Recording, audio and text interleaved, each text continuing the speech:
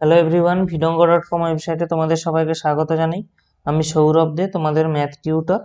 এখানে দেখো যে প্রশ্নটি দেওয়া আছে, বলা হচ্ছে একটি বৃত্তাকার কালির ফোঁটা সেকেন্ডে 2 বর্গ সেমি হারে বড় হচ্ছে, তাহলে 2 × 6/11 সেকেন্ড পর তার ব্যাসার্ধ কি হারে বৃদ্ধি পাবে।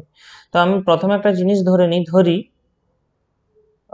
সময় যখন টি সেকেন্ড, ঠিক আছে, সময় যখন টি সেকেন্ড, সেই মুহূর্তে আমার ব্যাসার্ধ আমি ধরে নিচ্ছি আর সেমি, এবং ক্ষেত্রফল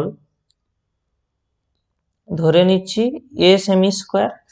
তাহলে আমরা তো বৃত্তাকার যেহেতু ফোঁটা, তাহলে এ সমান কি আসবে, পাই আর স্কোয়ার। আমরা উভয় পক্ষে কি করব না, টি এর সাপেক্ষে ডেরিভেটিভ করব।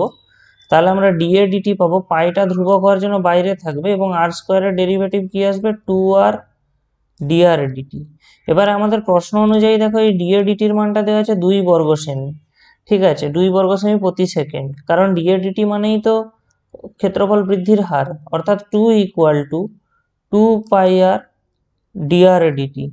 তাহলে আমরা এখান থেকে দেখো dr dt এর মান কি পাচ্ছি, dr dt এর মান আছে 2/2πr, কেটে গেলে আমরা পেয়ে যাচ্ছি কত, 1/πr। আচ্ছা, তো এবারে এই যে dr dt = 1/πr, আমরা এখান থেকে আর এর মানটা নির্ণয় করার চেষ্টা করব। এবারে দেখো আমাদেরকে মেনলি অ্যান্সারটা কি চাওয়া হচ্ছে, যে আমাদের নির্ণয় করতে হবে ব্যাসার্ধ কি হারে বৃদ্ধি পায়, মানে dr dt নির্ণয় করতে হবে যখন টির মানটা 2/6/11। তাহলে এখানে এই রিলেশনটা থেকে আমরা কি লিখতে পারি, দেখো আর dr = 1/π dt, ঠিক আছে। তো আমরা এখানে এই লাইনে উভয় পক্ষে কি করছি, ইন্টিগ্রেশন করে দিচ্ছি। তাহলে আমরা কত পাচ্ছি, r²/2 = t/π প্লাস সি। ওকে, তো এখন প্রশ্ন হলো, দেখো যখন প্রারম্ভে মানে কত, প্রারম্ভে মানে যখন t = 0 সেকেন্ড, তখন দেখো আমরা তো তখন যখন একদম শুরুতে কালিটা ড্রপ করাই হয়নি, তাহলে সেক্ষেত্রে আমরা অ্যাকচুয়ালি ব্যাসার্ধ কত পাবো, 0 সেমি। তার কারণ কি, দেখো আমরা কালিটা যখন ড্রপ করে দেবো, সেটা সঙ্গে সঙ্গে বৃদ্ধি হওয়া শুরু হয়ে যাবে, তার আয়তন বাড়তে লেগে যাবে, মানে আয়তন বাড়লে তার সাথে সাথে ব্যাসার্ধও বাড়বে। কিন্তু একদম শুরুতে যখন কালির ফোঁটাটা ড্রপ করা হয়নি, তখন তো ব্যাসার্ধ নিশ্চয়ই 0। সেই কারণে টি = যখন 0, আর = 0, আমরা সেটাকে এই যে কন্ডিশন দুটো, এই কন্ডিশন দুটো এখানে অ্যাপ্লাই করলে আমরা অ্যাকচুয়ালি পেয়ে যাবো 0 = 0 প্লাস সি, যেটা ইমপ্লাই করে দেয় সির মানটা 0, ঠিক আছে। এবার সি এর মান 0 হলে আমরা এখান থেকে কি পাচ্ছি, r²/2 = t/π। তাহলে আর স্কোয়ারের মান কত হচ্ছে, দেখো 2t/π।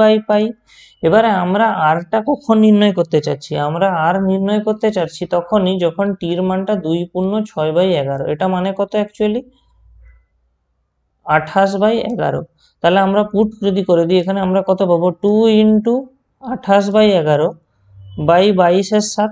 আমরা আর, তাহলে আর এর মানটা কি আসছে, দেখো √2 × 28 × 7/11 × 22। স্বাভাবিকভাবেই কাটাকাটি করব আমরা, এখানে 11 হয়ে যাবে, ঠিক আছে। অর্থাৎ আমরা পেয়ে যাচ্ছি অ্যাকচুয়ালি √এর মধ্যে 4 × 7 × 7/11 × 11।